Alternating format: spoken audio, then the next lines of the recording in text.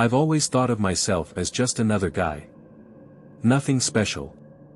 I work a dead-end job, have no close friends, and my family is, well, let's just say we're not on Christmas card terms.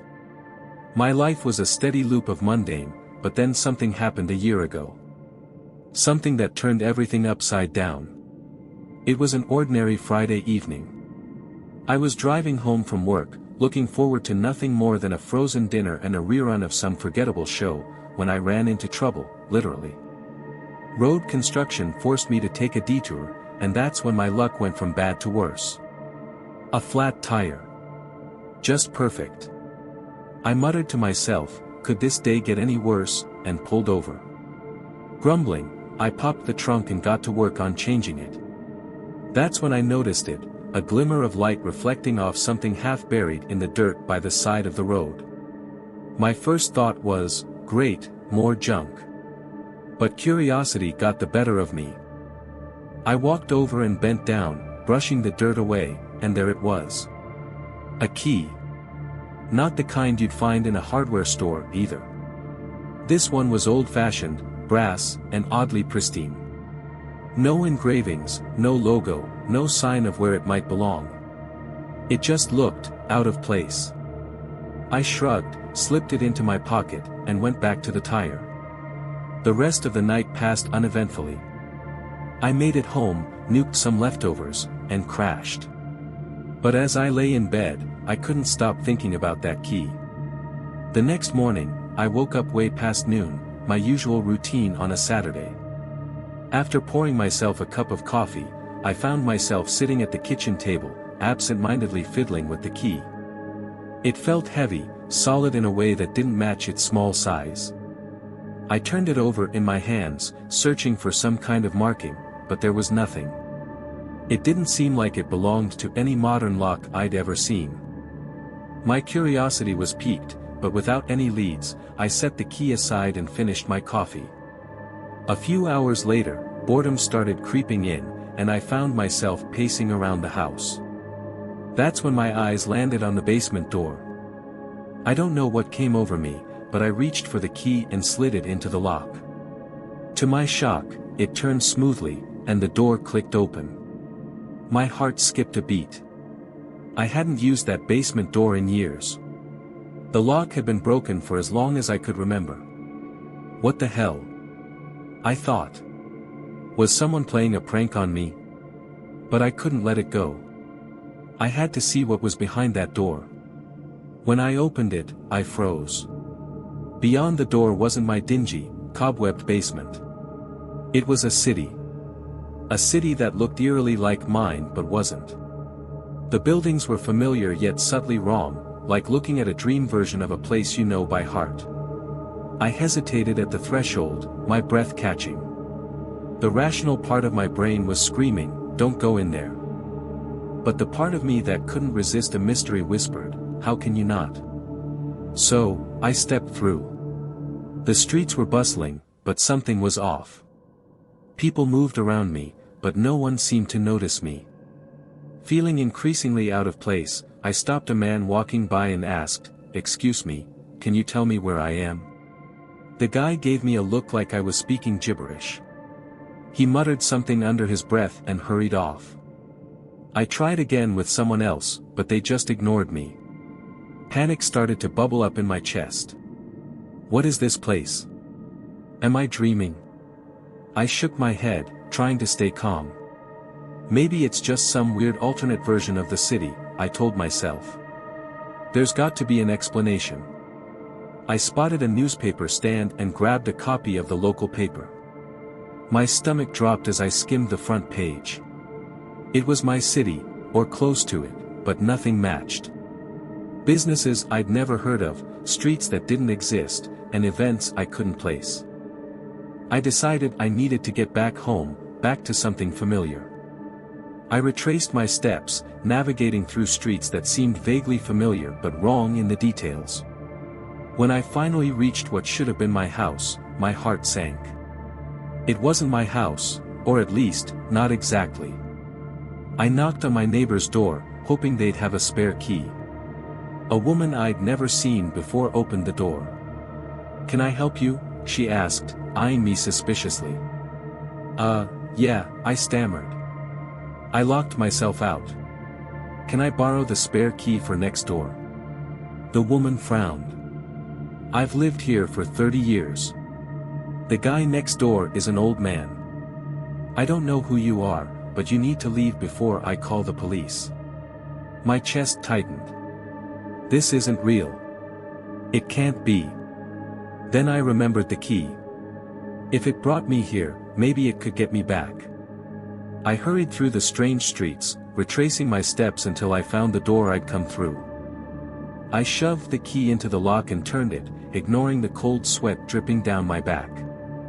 As the door creaked open, something on a TV screen in a nearby store window caught my eye. It was the president giving a speech, but it wasn't the president I knew. It wasn't anyone I'd ever seen before. I stepped back through the door anyway. At first, relief flooded over me. I was back. But my relief quickly turned to confusion. I wasn't in my house. I was standing in the middle of a brightly lit store, surrounded by people staring at me like I'd just fallen out of the sky. And the door I'd walked through, it was gone. Panic hit me like a truck, and I knew I needed a moment to pull myself together. I spotted a bathroom nearby and ducked inside, closing the door behind me. My hands were trembling as I fished the key out of my pocket. But the second I slipped it into the bathroom door and turned it, reality tilted sideways.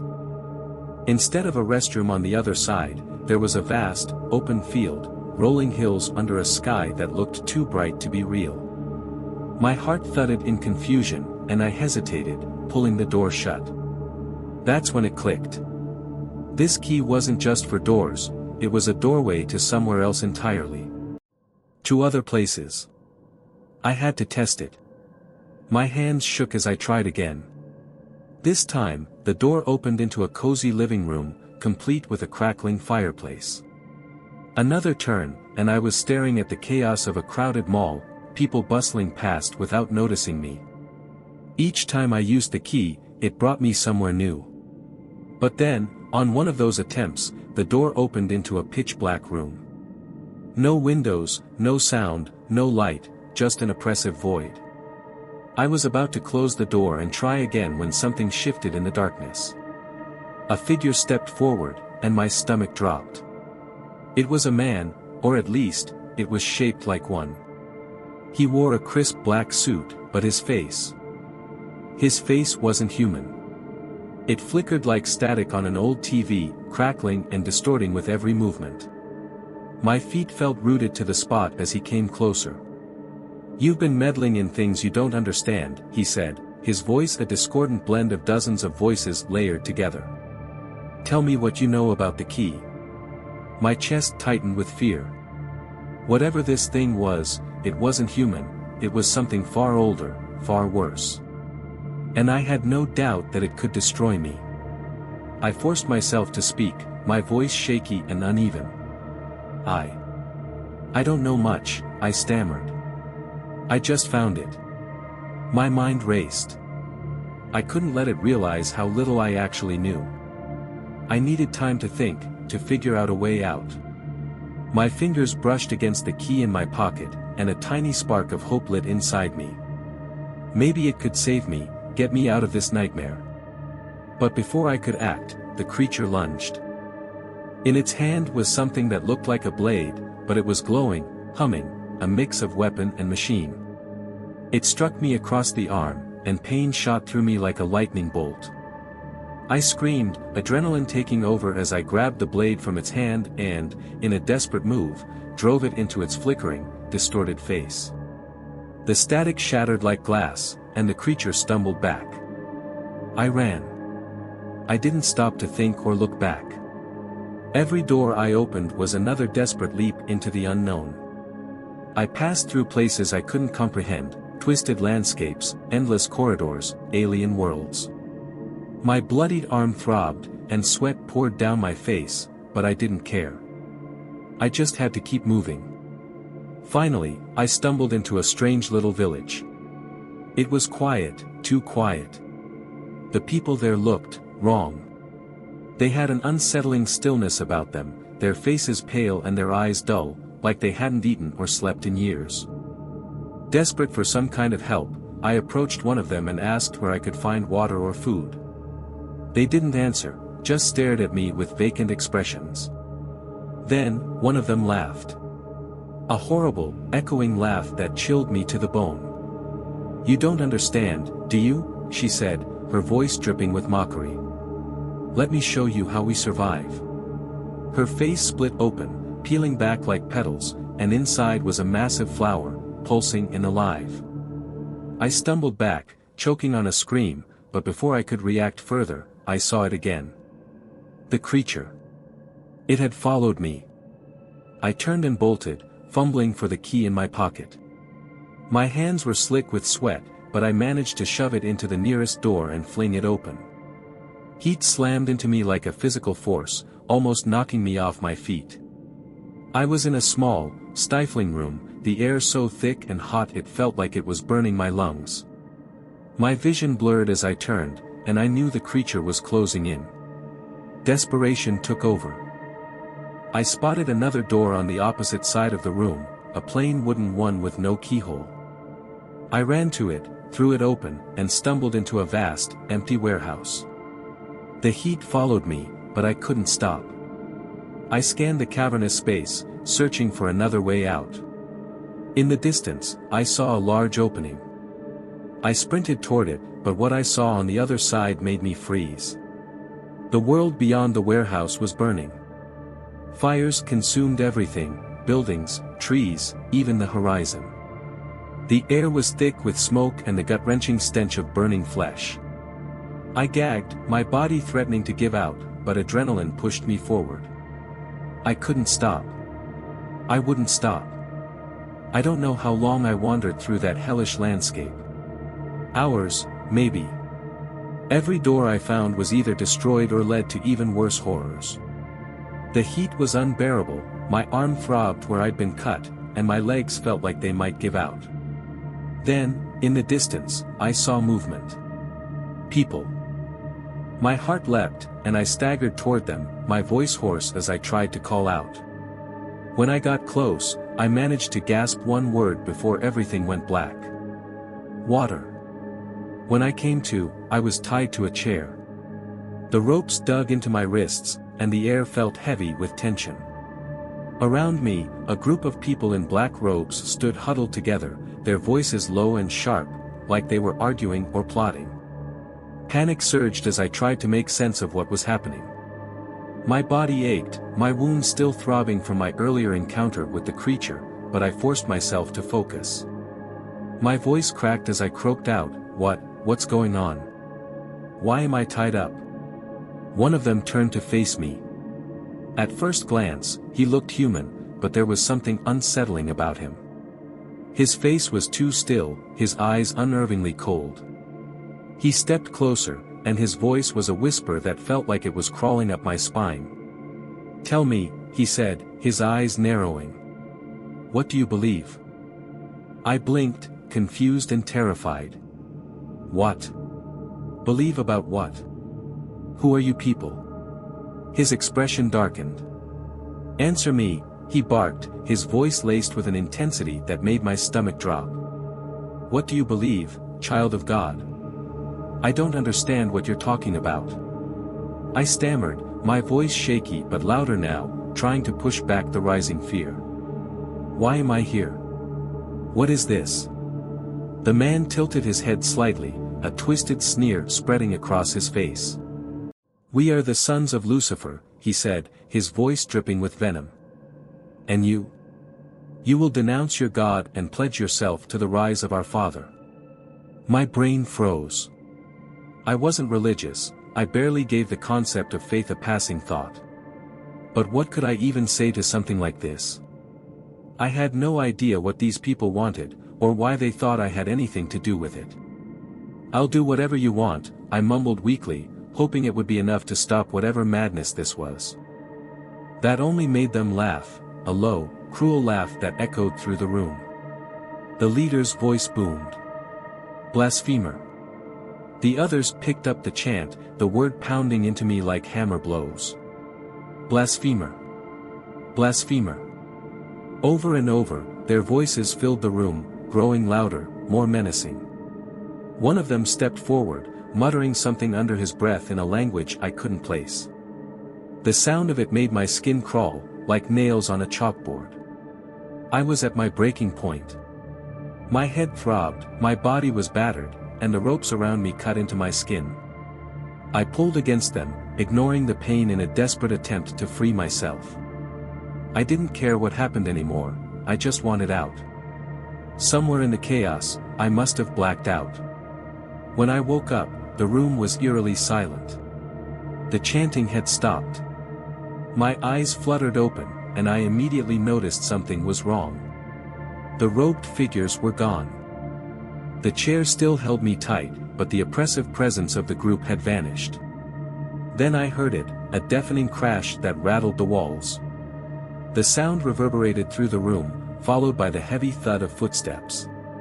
Each step seemed to vibrate through the floor, growing closer with every passing second. My heart raced as I struggled against my bindings, desperation fueling my efforts. Another crash echoed through the room, louder this time, and then the footsteps stopped. I turned my head slowly, and what I saw nearly stopped my heart. It was a monster. The thing stood tall, too tall to be human. Its form was humanoid, but everything about it screamed danger. Its claws were long, sharp enough to slice through metal, and its jagged teeth gleamed in the dim light. But its eyes, they were the worst. Black and infinite, like they could see every secret, every regret, every failure I'd ever had. The creature stared at me for what felt like an eternity, and I couldn't look away. My body refused to move. Then it raised a clawed hand. The first slash came fast. Pain tore through me, and I screamed as blood spilled from a gash across my abdomen. It slashed again, deeper this time, and I gasped, my vision blurring. I braced myself for the end. But nothing happened. I opened my eyes and found myself, back. Back in the same room, tied to the same chair. My wounds were gone, as if the attack had never happened. I blinked, disoriented, trying to piece together what was real and what wasn't. That's when I saw it. A figure stood in the corner, watching me. My heart sank. It was the creature with the static face, the one I thought I'd escaped. Tears welled up in my eyes, not from fear this time, but from sheer exhaustion. I had nothing left. Its voice was cold and mechanical, cutting through the silence like a blade. "You've been honest with me," it said. I could barely form the words to respond. My throat was dry, my voice barely a whisper. "I don't care anymore," I said. "If you're going to kill me, just do it." The creature didn't move, but its tone softened, just slightly. "What would you do to survive?" I stared at it, disbelief coursing through me. "What? You want me to beg?" My voice cracked, and I shook my head. "Just, get it over with. Please." For a long moment, it said nothing. Then, finally, it spoke. "I can kill you," it said. "But first, I need to show you something." It stepped closer, and as it did, its flickering, static-covered face began to shift.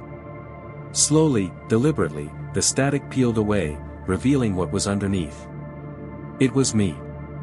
Another version of me. I gasped, my mind reeling.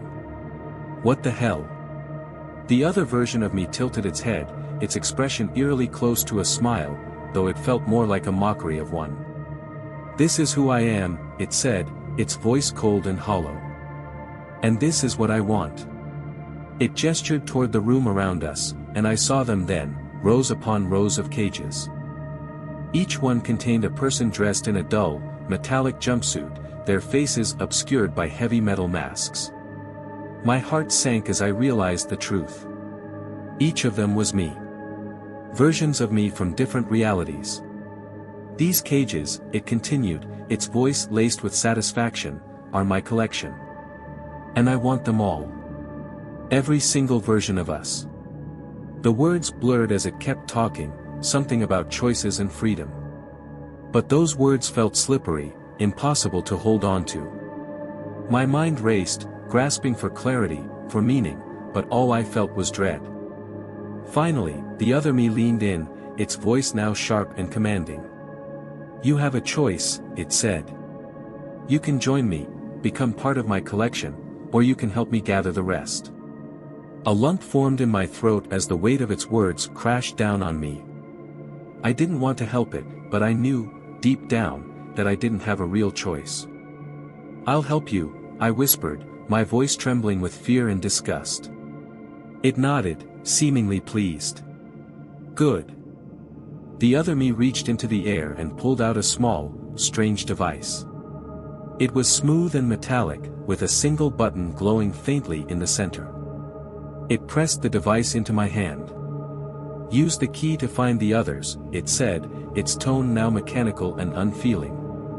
And when you do, press this button. I'll come for them. I wanted to scream, to hurl the device away, to fight back.